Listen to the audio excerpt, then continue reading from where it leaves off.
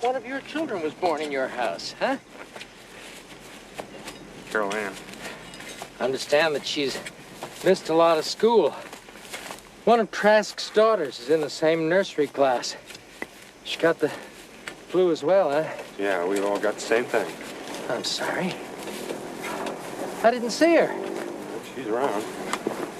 Listen, I wonder if you'd mind if I asked you a question? You know, are you thinking about leaving Cuesta Verde? It's beautiful. I mean, how could anyone in the world have a problem on a day like this? How's that spot for a bay window, huh? Yeah, well, it's pretty nice if you're living up here, but not so great down there in the valley having to look at a bunch of homes cutting into the hillside. Well, you don't have to live in the valley anymore. What are you saying? We're starting phase 5 right here where we're standing. All of this can be your master bedroom suite. That can be your view. Interested? Oh, Mr. Teague, you know, that's a generous offer. I'm just not a developer. You're responsible for 42% of sales. That's almost half of everything down there. Almost $70 million worth of dwelling and properties. Now, that's a whole generation of security that nobody can put a price tag on. Now, look, I know we should have made you a full partner 3 years ago. Well, I don't want to lose you now.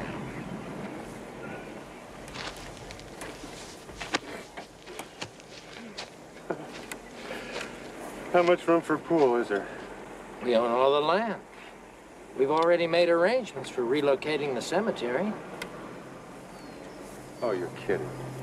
Oh, come on. I mean, that's sacrilegious, isn't it? Oh, don't worry about it. After all, it's not ancient tribal burial ground. It's just people. Besides, we've done it before. When? In '76. Right down there.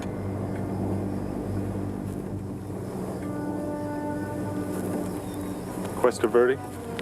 All 300 acres, and let me tell you, it was quite a deal. No, but I never heard anything about it, though. Well, it's not the sort of thing one goes around advertising on a billboard or on the side of a bus. What are you worried about? Friends and relatives can visit their loved ones in Roxton Memorial Park. It's only 5 minutes further, for Christ's sake. Oh, yeah, well, 5 minutes, you know, that's no great hardship. And I suppose that'd be okay. Okay with whom? Whomever might complain. Nobody's complained until now.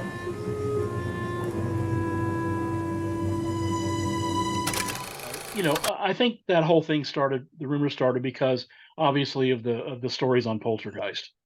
And that's, Well, you know, I don't know if we'll ever know the true story on that, but okay. Steven, Now, Poltergeist does feel like and here's the thing, it's no secret, you know, I knew Tobe Hooper and had a lot of respect for him. And my buddy, Sonny Landon, who went on to play Billy the Indian in Predator, and I used the title Billy the Indian because that's how Sonny referred to the part. There's a lot of Poltergeist stories, and that does feel like a Spielberg movie to me, but it's not taken away from the fact that, you know, Hooper was his own sort of visionary. I don't know what happened.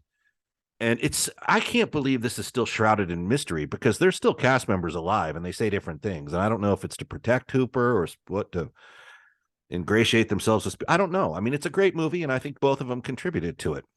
yeah, it could be NDAs, you know, I mean, non-disclosure agreements. Mm-hmm. Who knows? But yeah, there are, you know, and the actors who have been interviewed have been complimentary to both, you know, Toby and Steven. But you know, I'm sure Steven, it was his baby. He wrote the story and wrote the script with 2 other writers. So I know he felt kind of paternalistic toward it and all. But I don't know the extent. But you're right. It does look like a Steven movie. It does. And look, you got to check your ego in a situation like that to be like, look, we're going to get one of the best in the business who wrote the story to handle some of this. I mean, I have no problem with that. Get in there and you want to direct a scene. If you feel it should go a certain way, then that's how it's going to go. I mean, I think, you know, there can be a lot of territorial, you know, framework on a movie like that. But were you on Poltergeist or were you working in the business when Poltergeist was in production, weren't you? No, I actually took a break. I left Lucasfilm at the end of '80, they moved up to Marin County, Mhm. and ended up coming back to Oklahoma for a while and working in advertising, actually writing radio and television commercials. And on a chance trip to LA in October of '83, ran into Steven on the Warner lot, and he invited me to come back because Universal was building him an office. Yeah. He hired me as his projectionist, and I moved out, in January of '84, only to find out that the projectionist was a union job and I wasn't union. So suddenly I had no job, Hmm. and didn't, hadn't really made that many prospects. So, but Stephen was very kind. Your road to redemption is paved with tombstones. No quarter, kill all masters. Go to noquarterkillallmasters.com.